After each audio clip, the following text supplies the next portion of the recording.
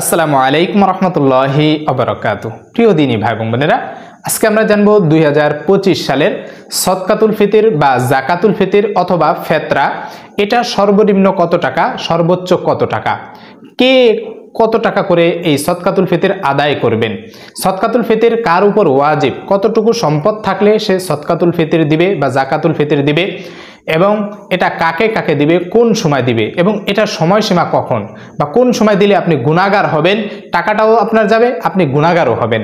তো এই বিষয় নিয়ে খুবই সংক্ষিপ্তভাবে আলোচনা করার চেষ্টা করব। আমা তৌফিকি ইল্লা বিল্লাহ। প্রিয় দিনী ভাই বোনেরা, ধৈর্য ধরে সম্পূর্ণ ভিডিওটি দেখার অনুরোধ করছি এবং ভিডিওটি শেয়ার করে দিবেন, আপনার মাধ্যমে অন্যরাও দেখে উপকৃত হতে পারে। প্রিয় দিনী ভাই বোনেরা, যদি চ্যানেলে নতুন হয়ে থাকেন তাহলে চ্যানেলটি সাবস্ক্রাইব করে দিবেন। আমাদের এমন গুরুত্বপূর্ণ আমলের ভিডিওগুলো সবার আগে আপনার কাছে পৌঁছে যাবে ইনশাআল্লাহ। প্রিয় দিনী ভাই বোনেরা, এই সদকাতুল ফিতর মূলত দেওয়া হয় কেন? আল্লাহ তাআলা এই সদকাতুল ফিতর বান্দার জন্য অনুগ্রহ করে একটা নির্দিষ্ট করে দিয়েছেন। কারণ রমজান মাসে যখন আমরা রোজা রাখি, আমরা অন্যান্য ইবাদত বন্দেগী করি, এই ইবাদত বন্দেগীতে রোজা রাখার ক্ষেত্রে বা বিভিন্ন কারণে আমাদের ভুল ত্রুটি হয়ে থাকে। এই ভুল ত্রুটিগুলো থেকে আল্লাহ তাআলা আমাদেরকে মুক্ত করতে, পবিত্র করতে এই সদকাতুল ফিতরের ব্যবস্থা করে দিয়েছেন। আল্লাহ তাআলা বলেন, ও আমার বান্দারা, শুনে রাখো, তোমরা যদি সঠিকভাবে এই জাকাতুল ফিতর বা সদকাতুল ফিতর আদায় করো, আমি আল্লাহ তোমাদের এই রমজানের রোজা রাখা অবস্থায় যে ভুল ত্রুটিগুলো হয়েছে আমি তোমাদেরকে ক্ষমা করে দিব।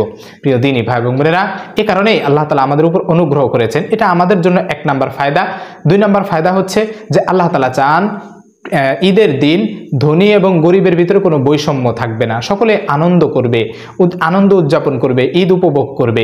আর এই কারণেই আমাদের উপরে যাদের এই সদকাতুল ফিতর বা জাকাতুল ফিতর ওয়াজিব হয়েছে, আমরা যে সমস্ত গরিব রয়েছে তাদেরকে আমরা যখন এই জাকাতুল ফিতর আদায় করব, তাদেরকে দিব, তখন তারা তাদের সন্তানাদি পরিবার নিয়ে একটু ভালো খাবার কিনে খেতে পারবে, ঈদের দিন ঈদ উদযাপন করতে পারবে, পরিবারের ছোট ছোট বাচ্চা সন্তানদেরকে জামা কাপড় কিনে দিতে পারবে, যাতে করে তারাও ঈদের আনন্দ উপভোগ করতে পারে। আর এই সুন্দর সিস্টেমটা আল্লাহ তাআলা আমাদের জন্য তৈরি করে দিয়েছেন যে আমরা অনেকেই যারা অর্থশালী রয়েছি, বিত্তবান রয়েছি, আমাদের উচিত এই সদকাতুল ফিতর আদায় করা। তাহলে এই 2025 সালে সদকাতুল ফিতর কত টাকা আপনি দিবেন এবং কার উপরে সদকাতুল ফিতর ওয়াজিব? যে ব্যক্তির এই ঈদ উল ফিতরের দিনে সকালবেলা সুবে সাদেকের সময়ও যদি এত টাকা তার কাছে থাকে যে সুন্দরভাবে খেয়ে পরে বাঁচার জন্য যে পরিমাণ টাকা এগুলো রয়েছে এবং এর অতিরিক্ত টাকা রয়েছে, মোট কথা যার উপরে জাকাত দেওয়া ফরজ তার উপরে সদকাতুল ফিতর আদায় করা ওয়াজিব হয়ে যাবে। তা আমার আপনার উপরে যদি এই সদকাতুল ফিতর ওয়াজিব হয়ে যায়, আমরা অবশ্যই দিব।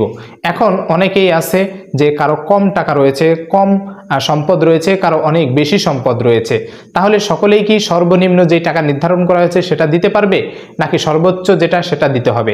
কোনটা দিতে হবে? মূল কথা হচ্ছে যারা একটু স্বাবলম্বী কম তাদের ক্ষেত্রে বলা হয়েছে যে সর্বনিম্ন যেটা ধরা হয়েছে সেটা দিবে।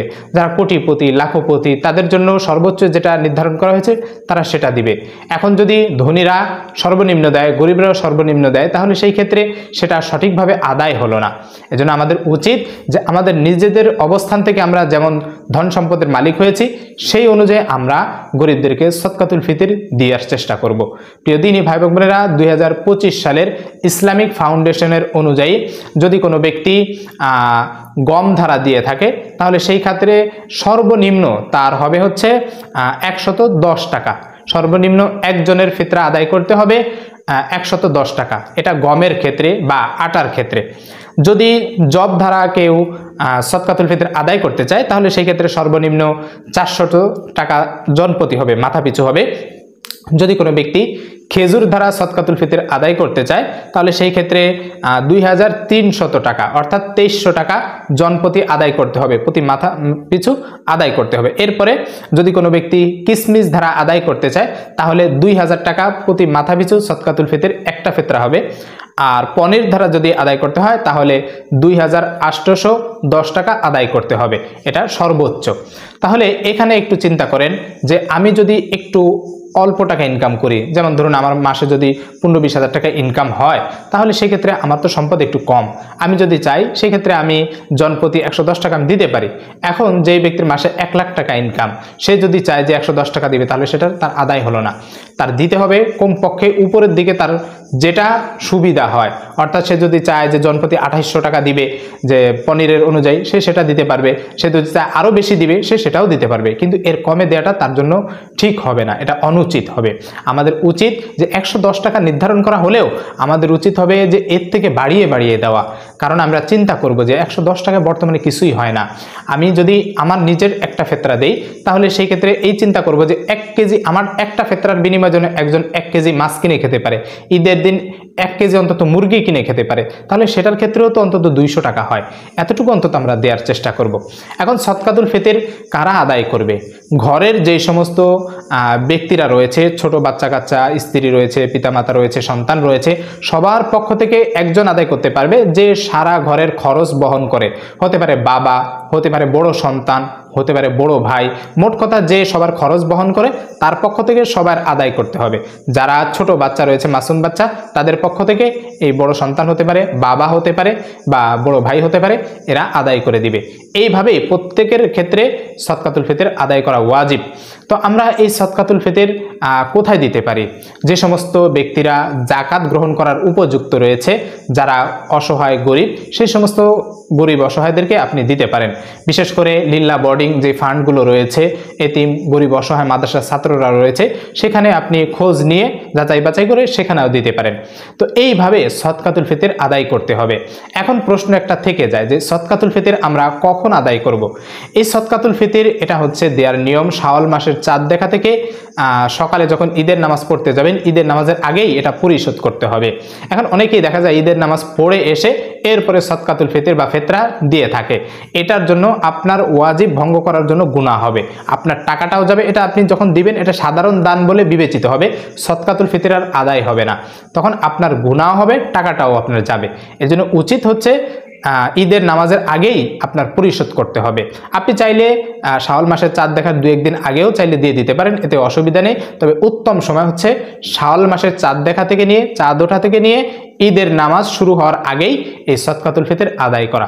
তো এইভাবেই আমরা চেষ্টা করব এই সদকাতুল ফিতর বা জাকাতুল ফিতর আদায় করা। প্রিয় দিনী ভাই বোনেরা, আমাদের বাড়ির আশেপাশে, আমাদের ঘরে অনেক সময় অসহায় গরিব রয়েছেন, তারা আসেন, প্রতিবেশী রয়েছেন যারা আসেন। তো এই সমস্ত প্রতিবেশী যারা রয়েছে, আমাদের উচিত হবে যে এই সমস্ত ব্যক্তিদেরকে খুঁজে খুঁজে বের করে তাদের বাড়িতে গিয়ে সদকাতুল ফিতরটা পৌঁছে দেওয়া, জাকাতের টাকাটা পৌঁছে দেওয়া, এই ফিতরার টাকাটা পৌঁছে দেওয়া, যাতে করে তারা এগুলো দিয়ে অন্তত ঈদের আগেই একটু সেমাই, একটু চিনি বা পরিবারের জন্য একটু জামা কাপড় এগুলো কিনতে পারে। আমার আপনার একটু মহানুভবতা, একটু উদারতা হতে পারে এই সমস্ত অসহায় গরিব যারা রয়েছেন তাদের জন্য একটু মুখের হাসি ফোটানোর জন্য। তাই আমরা চাইলেই পারি যে এই সমস্ত গরিব অসহায় যে ব্যক্তিরা রয়েছেন তাদের মুখে একটু হাসি ফোটাতে। আমরা চেষ্টা করব আমাদের সাধ্য অনুযায়ী যতটুকু নির্দিষ্ট করা হয়েছে, নির্ধারিত করা হয়েছে, তার থেকে একটু বেশি বেশি আদায় করার জন্য। আল্লাহ তাআলা আমাদের সকলকে এই সদকাতুল ফিতরের মতো ইবাদত বা এই দান এটা আদায় করা, আল্লাহ তাআলা আমাদের সকলকে সেই তৌফিক দান করুন।